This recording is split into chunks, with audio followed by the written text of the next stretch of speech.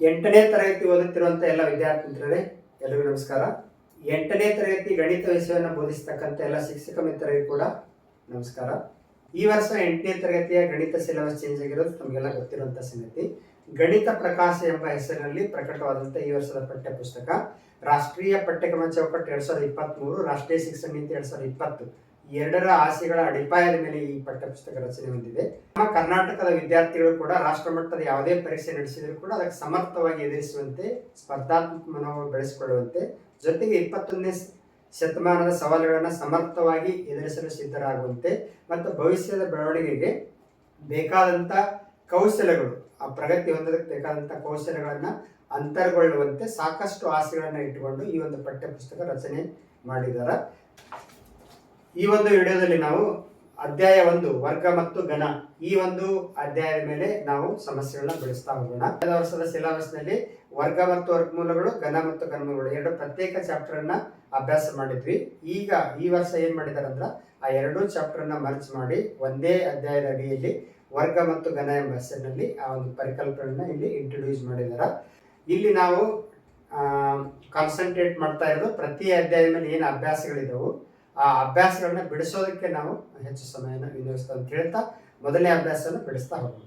ಅಭ್ಯಾಸಕ್ಕೆ ಹೆಸರು ಕೊಟ್ಟಿಲ್ಲ, ಆದ್ದರಿಂದ ನಾವು ಪುಟ ಸಂಖ್ಯೆ 11 ಮತ್ತು 12 ಇರುವಂತ ಕಂಡುಹಿಡಿಯಿರಿ ಎಂಬ ಇಲ್ಲೊಂದು ಕ್ವಶನ್ ಮಾರ್ಕ್ ಕೊಟ್ಟು ಕಂಡುಹಿಡಿಯಿರಿ ಅಂತ ಏನು ಕೊಟ್ಟಿದಾರ ಪುಟ ಸಂಖ್ಯೆ 11 ಮತ್ತು 12 ಆ ಎರಡೂ ಪುಟದಲ್ಲಿರುವಂತ ಎಲ್ಲ ಸಮಸ್ಯೆಗಳನ್ನ ಬಿಡಿಸುವಂತ ಪ್ರಯತ್ನವನ್ನ ಈ ಒಂದು ವಿಡಿಯೋದಲ್ಲಿ ಮಾಡ್ತಾ ಹೋಗೋಣ.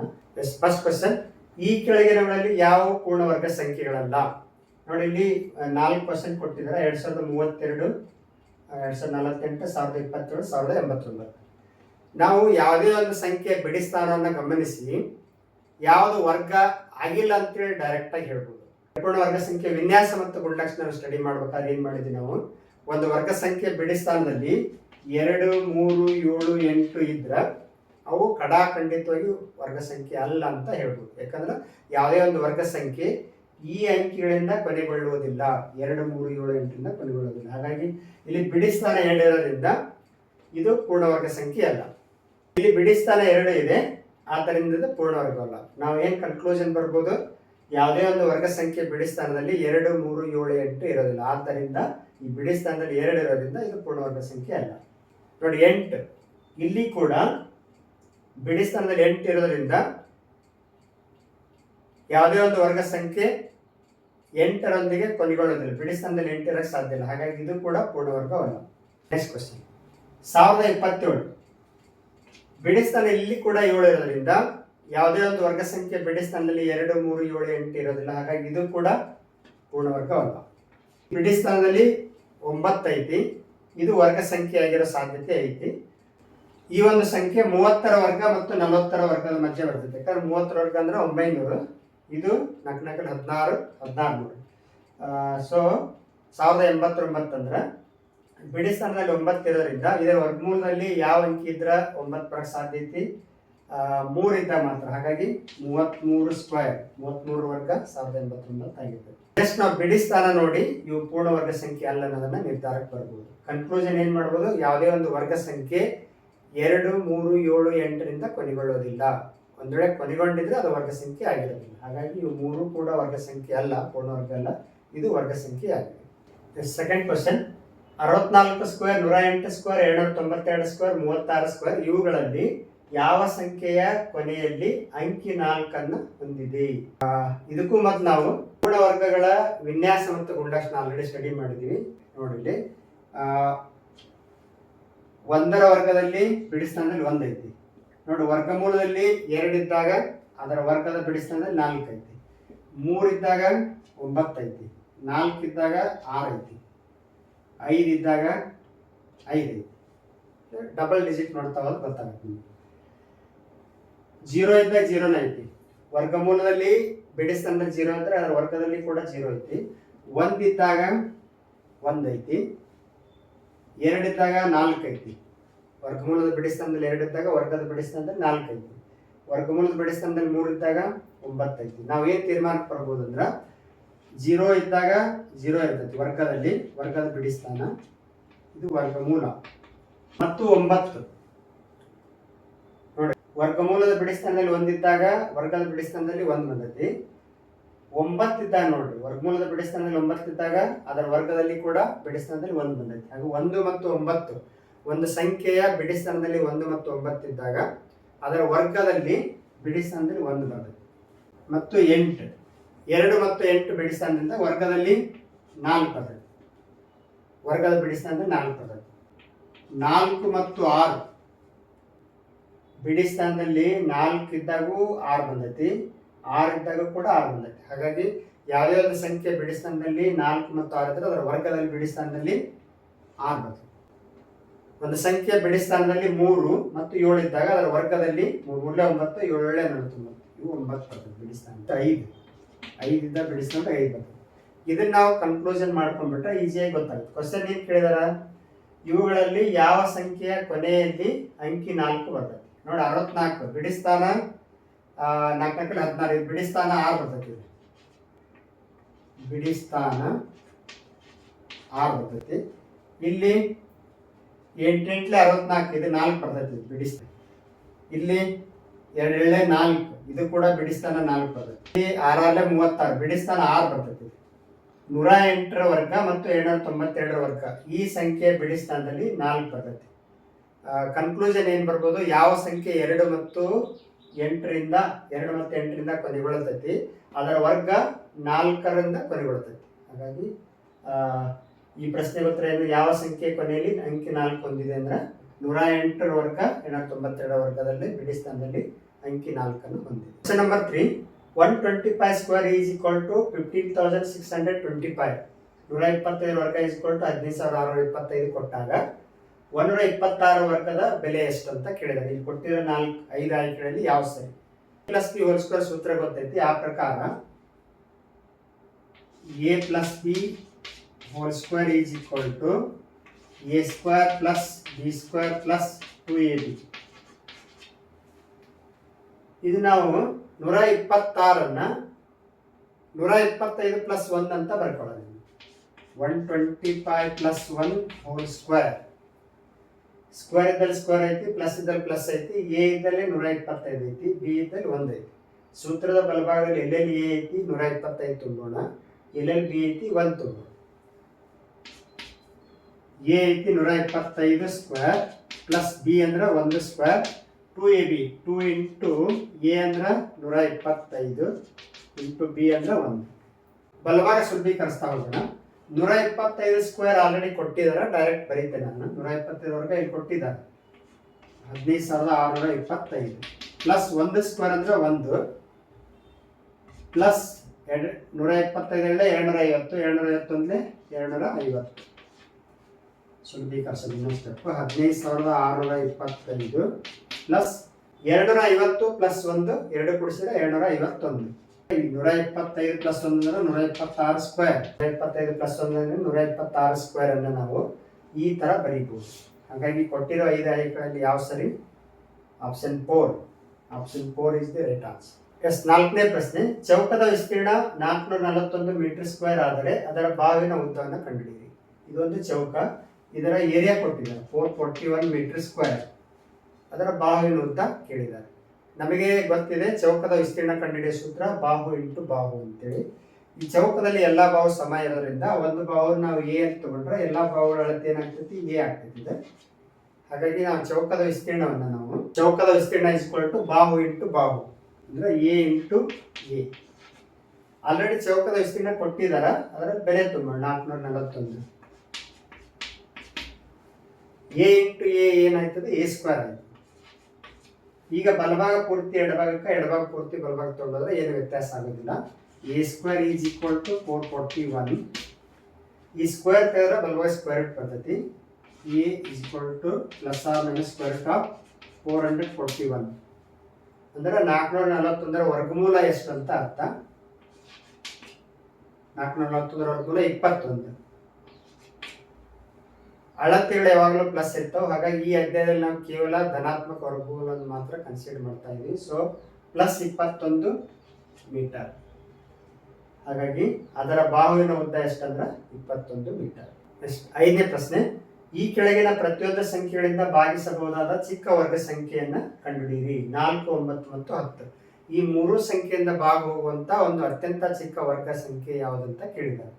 ಈ ತರ ಪ್ರಶ್ನೆ ಕೇಳಿದ್ರೆ ನಾವೇನ್ ನೋಡಬೇಕಂದ್ರೆ ಈ ಮೂರು ಸಂಖ್ಯೆಯ ಲಸಾವನ್ನ ಕಂಡುಹಿಡಿಬೇಕು. ಫಸ್ಟ್ 4, 9 ಮತ್ತು 10ರ ಲಸ.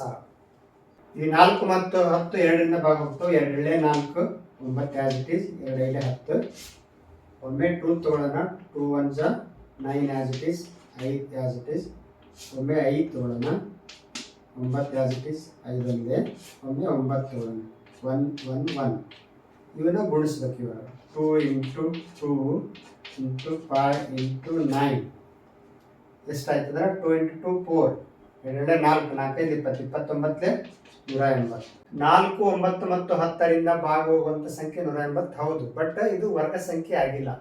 ಅವ್ರು ಏನ್ ಕೇಳಿದಾರೆ, ಈ ಮೂರು ಸಂಖ್ಯೆಯಿಂದ ಭಾಗ ಹೋಗುವಂತ ವರ್ಗ ಸಂಖ್ಯೆ ಕಂಡುಹಿಡಿಯಿರಿ ಅಂತ ಕೇಳಿದ್ದಾರೆ.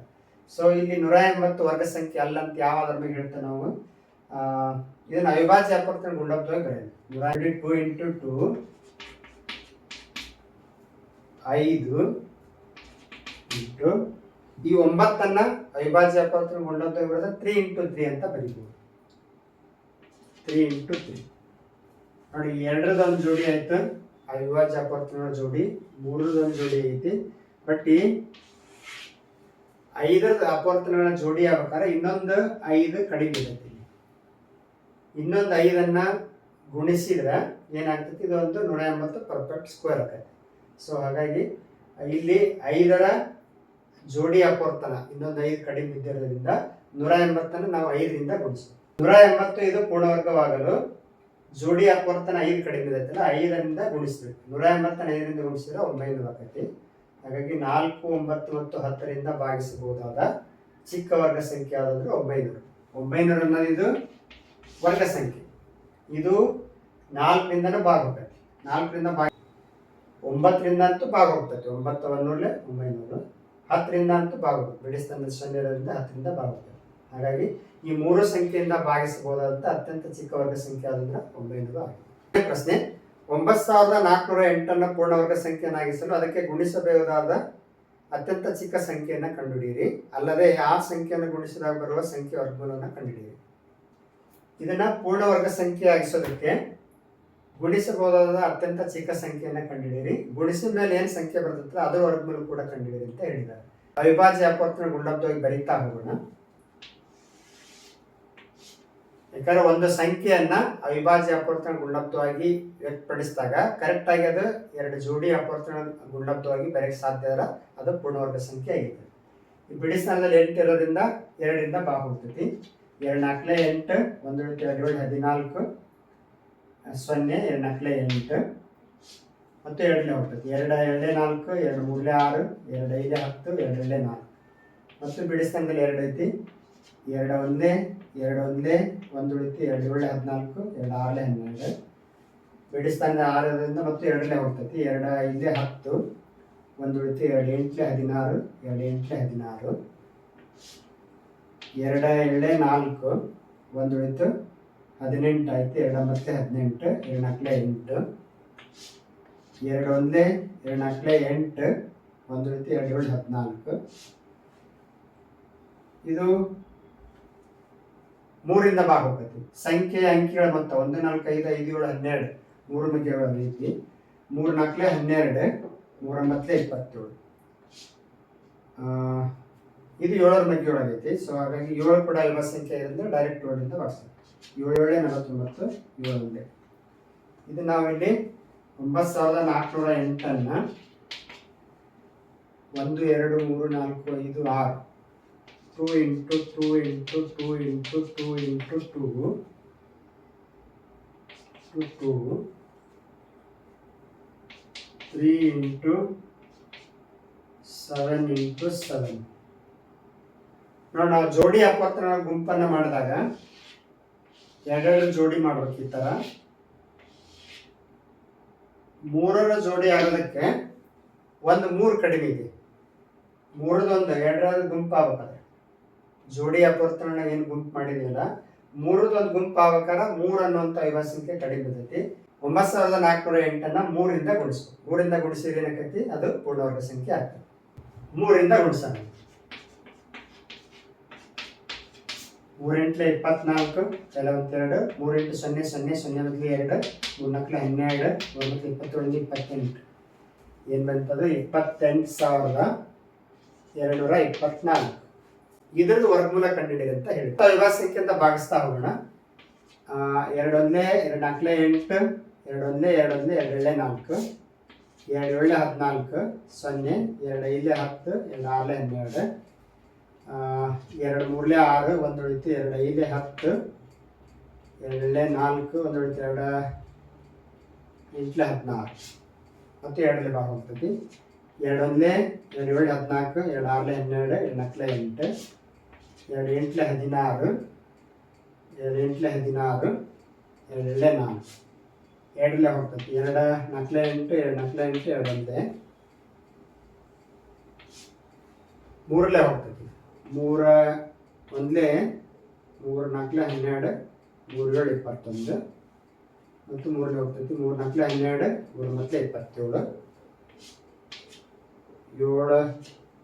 49 7 ಎಸ್. ಇದನ್ನ ವಿಭಾಜ್ಯ ಅಪವರ್ತನ ಜೋಡಿ ಅಪವರ್ತನ ಗುಂಪುಗಳಾಗಿ ಮಾಡೋಣ. ಇದೊಂದು ಜೋಡಿ ಇದೊಂದು ಜೋಡಿ ಇದೊಂದು ಜೋಡಿ ಜೋಡಿ ಜೋಡಿ. ಈ ಗುಂಪಿಂದ ಒಂದು ತಗೊಳ್ಳೋದು 2 ಇದರಿಂದ ಒಂದು ಇದರಿಂದ ಒಂದು ಇದರಿಂದ ಒಂದು ಇದರಿಂದ ಒಂದು ಗುಣಿಸಿದ್ರೆ ಎಷ್ಟಾಯ್ತು ನೋಡಿ. 2 4 4 8 8 3 24 24 7 168. ಹಾಗಾಗಿ 9,408 3ರಿಂದ ಗುಣಿಸಿದಾಗ 28,224 ಬಂತು. ಇದರ ವರ್ಗಮೂಲ 168 ಆಗಿದೆ. ಎಸ್. 7ನೇ ಪ್ರಶ್ನೆ, ಈ ಕೆಳಗಿನ ಸಂಖ್ಯೆಗಳ ವರ್ಗಗಳ ನಡುವೆ ಎಷ್ಟು ಸಂಖ್ಯೆಗಳಿವೆ? 16 ಮತ್ತು 17 99 ಮತ್ತು 100. ಈ ಉದಾಹರಣೆಗೆ 3 ಮತ್ತು 4 ಅನ್ನುವಂಥ ಸಂಖ್ಯೆ ಐತೆ ಅಂತ ತಿಳ್ಕೊಳ್ಳೋಣ. ಇದರ ವರ್ಗದ ನಡುವೆ ಎಷ್ಟು ಸಂಖ್ಯೆಗಳಿದಾವೆ? 3 ವರ್ಗ ಅಂದ್ರೆ 9, 4 ವರ್ಗ ಅಂದ್ರೆ 16. 9 ಮತ್ತು 16 ಮಧ್ಯೆ ಎಷ್ಟು ಸಂಖ್ಯೆಗಳಿದಾವೆ? 9 ಆದ್ಮೇಲೆ 10, 11, 12, 13, 14, 15. ಇದು ನಾವು 2 ಮೆಥಡ್ ಇಂದ ಮಾಡ್ಬೋದು. ಈಗ 4ರ ವರ್ಗ 16, ಅದರೊಳಗೆ ನಾ 3 ವರ್ಗ ಕಳಿತೀನಿ. ಎಷ್ಟು ಬಂತು? 7. 1 2 3 4 5 6. ಇದರೊಳಗೆ ಒಂದನ್ನು ಮೈನಸ್ ಮಾಡಬೇಕು. ಯಾಕೆ ಒಂದನ್ನು ಮೈನಸ್ ಮಾಡ್ಬೇಕಂದ್ರೆ ಸಂಖ್ಯೆ ನಡುವೆ ಇರುವಂಥ ಸಂಖ್ಯೆ ಅಷ್ಟೇ ಕೇಳಿದ್ದಾರೆ. ಇದು 1 ಮೈನಸ್ ಮಾಡದೇ ಇದ್ರೆ ಒಂದು ಸಂಖ್ಯೆ ಕನ್ಸಿಡರ್ ಮಾಡ್ದಂಗೆ ಆಗುತ್ತೆ. ಹಾಗಾಗಿ 2 ಸಂಖ್ಯೆ ನಡುವೆ ಅಂದ್ರೆ ಏನು ಮಾಡ್ಬೇಕು? ಕೊನೆಯ ಸಂಖ್ಯೆಯಲ್ಲಿ ಮೊದಲಿನ ಸಂಖ್ಯೆ ಕಳೆಯೋದು, ಬಂದ ಉತ್ತರದಲ್ಲಿ ಮತ್ತೆ ಒಂದನ್ನು ಮೈನಸ್ ಮಾಡೋದು. ಎಷ್ಟು? 6. ಹಾಗಾಗಿ 3 ವರ್ಗ ಮತ್ತು 4ರ ವರ್ಗದ ಮಧ್ಯದಲ್ಲಿ ಒಟ್ಟು 6 ಸಂಖ್ಯೆಗಳಿವೆ. ಇದನ್ನ ನೀವು ಹಳೆ ಸಿಲೆಬಸ್ ಪ್ರಕಾರ 2n ರಷ್ಟು ಯಾವುದೇ 2 ಅನುಕ್ರಮ ಸಂಖ್ಯೆಗಳ ವರ್ಗಗಳ ನಡುವೆ 2n ರಷ್ಟು ಸಂಖ್ಯೆಗಳಿರುತ್ತವೆ. 3 ವರ್ಗ 4ರ ವರ್ಗದ ಮಧ್ಯೆ ಎಷ್ಟು ಸಂಖ್ಯೆ ಇರ್ತಾವಂದ್ರೆ 2 × n ಅಂದ್ರೆ ಫಸ್ಟ್ ನಂಬರ್ 3 2 3 6. ಈ ಸೂತ್ರ ಹಚ್ಚಿ ಕೂಡ ಮಾಡೋದು. ಎಸ್. ಈಗ 16 ಮತ್ತು 17 ಅಂತ ಹೇಳಿದಾರೆ. ನಾವು 2 ಪ್ರಕಾರ ಮಾಡ್ತೇವೆ ನೋಡಿ. 16 ಸ್ಕ್ವೇರ್ ಮತ್ತು 17 ಸ್ಕ್ವೇರ್. 2n ಸೂತ್ರ ಹಚ್ಚಿದ್ರೆ ನಾವು 2 × n ಅಂದ್ರೆ 16 32. 16 ಮತ್ತು 17ರ ವರ್ಗಗಳ ಮಧ್ಯೆ 32 ಸಂಖ್ಯೆಗಳಿವೆ. ಅಥವಾ ಇನ್ನೊಂದು ಮೆಥಡ್, 17ರ ವರ್ಗದಲ್ಲಿ 16 ವರ್ಗ ಮೈನಸ್ ಮಾಡ್ಬೇಕು ಮತ್ತು -1 ಮಾಡ್ಬೇಕು. 17ರ ವರ್ಗ 289, 16ರ ವರ್ಗ 256 -1 ಎಷ್ಟಾಯ್ತದೆ? ಎಸ್. 16 ಮತ್ತು 17ರ ಮಧ್ಯೆ 32 ಸಂಖ್ಯೆಗಳಿವೆ. ಅದೇ ಥರ ಇಲ್ಲಿ ಕೂಡ 100ರ ವರ್ಗದಲ್ಲಿ 99ರ ವರ್ಗವನ್ನು ಕಳಿಬೇಕು ಮತ್ತು ಒಂದು ಮೈನಸ್ ಮಾಡು. 100ರ ವರ್ಗ ಅಂದ್ರೆ ನೋಡಿ, ಯಾವುದೇ ಒಂದು ಸಂಖ್ಯೆಯಲ್ಲಿ ಎಷ್ಟು ಸೊನ್ನೆಗಳಿರ್ತಾವಲ್ಲ ಅದರ ವರ್ಗದಲ್ಲಿ ಅದರ ಡಬಲ್ ಸೊನ್ನೆಗಳಿರ್ತವೆ. 2 ಸೊನ್ನೆ ಅಂದ್ರೆ ಅದರ ವರ್ಗದಲ್ಲಿ 4 ಸೊನ್ನೆ ಮೈನಸ್ 99ರ ವರ್ಗ 9,801 -1. 9,802 ಮೈನಸ್ ಮಾಡಿ ಅಂದರೆ 8 ಕೈಲೊಂದು 10 ಒಂದು ಕಳೆದ್ರೆ 9 ಕೈಲೊಂದು 10ರಾಗ 9 ಕಳೆದ್ರೆ 1 ಕೈಲೊಂದು 0 0 198. 99 ಮತ್ತು 100ರ ವರ್ಗದ ನಡುವೆ 198 ಸಂಖ್ಯೆಗಳಿವೆ. ಅಥವಾ 2n ರಷ್ಟು ಸಂಖ್ಯೆಗಳಿವೆ ಅಂದ್ರೆ 2 × n ಅಂದ್ರೆ 99 198. 99 ಮತ್ತು 100ರ ಮಧ್ಯೆ 198 ಸಂಖ್ಯೆಗಳಿವೆ. 8ನೇ ಪ್ರಶ್ನೆ, ಕೆಳಗಿನ ವಿನ್ಯಾಸವನ್ನು ಪೂರ್ಣಗೊಳಿಸಿ. 1 square plus 2 square plus 2 square is equal to 3 square. ಇಲ್ಲಿ ಮೊದಲ 3 ಸಾಲಿನಲ್ಲಿರುವಂಥ ವಿನ್ಯಾಸಗಳನ್ನ ಗಮನಿಸೋಣ. 1 square plus 2 square plus 2 square is equal to 3 square. ಏನು ರಿಲೇಷನ್ ಐತೆ ನೋಡೋಣ. 1 2 2, ಇದು ನೆಕ್ಸ್ಟ್ ನಂಬರ್ 3, ಅದರ ವರ್ಗ ಬರ್ತಿದ್ದಾರೆ. 2 3 6, ಅದರ ನೆಕ್ಸ್ಟ್ ನಂಬರ್ 7, ಅದರ ವರ್ಗ ಬರ್ತಿದ್ದಾರೆ. 3 4 12, 12 ನೆಕ್ಸ್ಟ್ ನಂಬರ್ 13. ಈ ಥರ ಬರೀತಾ ಹೋಗಿದ್ದಾರೆ. ಇದನ್ನ ಮಲ್ಟಿಪ್ಲೈ ಮಾಡಿದ್ರೆ 1 ಇಂಟು 2 2, ಮೇಲೆ ಸ್ಕ್ವೇರ್ ಇರ್ತೈತಿ. 1 ಇಂಟು 2 2, ಇದರ next number 3. 2 into 3 6, 6 next number 7. 3 into 4 12, 12 next number 13. ಅದೇ ಥರ 4 5 20, 20 next number 21. 9 10 90, 90 next number 91. Simple. 9ನೇ ಪ್ರಶ್ನೆ, ಕೆಳಗಿನ ಚಿತ್ರದಲ್ಲಿ ಎಷ್ಟು ಚೌಕಗಳಿವೆ? ಈ ಚಿಕ್ಕ ಚೌಕಗಳ ಸಂಖ್ಯೆಯ ಅವಿಭಾಜ್ಯ ಅಪವರ್ತಿಸುವಿಕೆಯನ್ನು ಬರೆಯಿರಿ. ಚಿತ್ರದಲ್ಲಿ ಕಾಣಬಹುದು. ಇಲ್ಲಿ ನೋಡ್ರಿ, ಚಿತ್ರದಲ್ಲಿ ಅಡ್ಡ ಸಾಲಿಗುಂಟ ಎಷ್ಟು ಚೌಕಗಳಿದಾವು, ಕಂಬ ಸಾಲಿಗುಂಟ ಎಷ್ಟು ಚೌಕಗಳಿದಾವೆ ಅನ್ನೋದನ್ನ ಲೆಕ್ಕ ಹಾಕೊಂಡು ಪ್ರತಿ ಒಂದು ದೊಡ್ಡ ಚೌಕದಲ್ಲಿ ಕೂಡ ಸಣ್ಣ ಸಣ್ಣ ಚೌಕಗಳು ಎಷ್ಟಿದಾವೆ ಅನ್ನೋದನ್ನ ಅರ್ಥ ಮಾಡ್ಕೊಂಡ್ರೆ ನಾವು ಅಷ್ಟು ಗುಣಿಸ್ಬಿಟ್ರೆ ಈಜಿಯಾಗಿ ನಮಗೆ ಉತ್ತರ ಸಿಗುತ್ತೆ. ಅಡ್ಡ ಸಾಲಿನಲ್ಲಿರೋ ಚೌಕಗಳ ಸಂಖ್ಯೆ 9, ಅಡ್ಡ ಸಾಲಿನಲ್ಲಿ ಚೌಕಗಳ ಸಂಖ್ಯೆ. ಕಂಬ ಸಾಲಿನಲ್ಲಿ ಕೂಡ 9 ಚೌಕಗಳಿದಾವೆ. ಈಗ ಪ್ರತಿ ಸಾಲಿನಲ್ಲಿರೋ ಪ್ರತಿಯೊಂದು ಚೌಕ, ಏನು ದೊಡ್ಡ ಚೌಕ ಐತಲ್ಲ, ಅದರಲ್ಲಿ ಎಷ್ಟು ಚಿಕ್ಕ ಚೌಕಗಳಿದಾವೆ? 5 ಅಡ್ಡ ಸಾಲ, 5 ಕಂಬ ಸಾಲ ಇದಾವೆ. ಹಾಗಾಗಿ ಅದು 25 ಆಗ್ತದೆ. ಪ್ರತಿಯೊಂದು ದೊಡ್ಡ ಚೌಕದಲ್ಲಿ ಕೂಡ 5 ಅಡ್ಡ ಸಾಲ, 5 ಕಂಬ ಸಾಲ ಇರೋದ್ರಿಂದ 5 25 ಸಣ್ಣ ಚೌಕಗಳು ಆಗ್ತವೆ.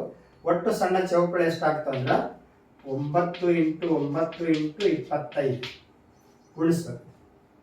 ಎಷ್ಟಾಯ್ತು? 9 9 81, 81 ಇಂಟು 25, 2025. ನೆಕ್ಸ್ಟ್, ಇದರ ಅವಿಭಾಜ್ಯ ಅಪವರ್ತಿಸುವಿಕೆಯನ್ನು ಬರೀರಿ ಅಂತ ಹೇಳಿದಾರ. ಬಿಡಿ ಸ್ಥಾನದಲ್ಲಿ 5 ಇರೋದ್ರಿಂದ 5 ಭಾಗ ಹೋಗ್ತೈತಿ. 5 4 20, 0, 5 5 25, 5 8 40, 5 1, 3 ಭಾಗ ಹೋಗ್ತೈತಿ. 3 2 6, 2 3 21, 3 9 27, 3 ಭಾಗ ಹೋಗ್ತೈತಿ. 3 3 9, 3 2025 ನಾವು ಹೆಂಗೆ ಬರೀಬೋದು? ಅವಿಭಾಜ್ಯ ಅಪವರ್ತನಗಳ ಗುಂಡಬ್ಧವಾಗಿ 3⁴, 3 4 ಸರಿ ಇದೆ, 5 ಸ್ಕ್ವೇರ್. ಈ ಥರ ಬರೋದು ಸಾಕು. ಇದು ವರ್ಗಮೂಲ ಎಷ್ಟು ಅಂತ ಕೇಳಿದ್ರೆ ಗುಂಪು ಮಾಡ್ಬೇಕು. ನೀವು ವರ್ಗಮೂಲ ಕೇಳಿದ್ರೆ ಈ ಗುಂಪಿಂದ ಒಂದು 3, ಈ ಗುಂಪಿಂದ ಒಂದು 3 ತಗೊಂಡು, ಈ ಗುಂಪಿಂದ ಒಂದು 5 ತಗೊಂಡು ಗುಣಿಸ್ತಾರೆ. ನಿಮಗೆ 3 3 9 9 45, ಇದರ ವರ್ಗಮೂಲ 45 ಆಗ್ತದೆ.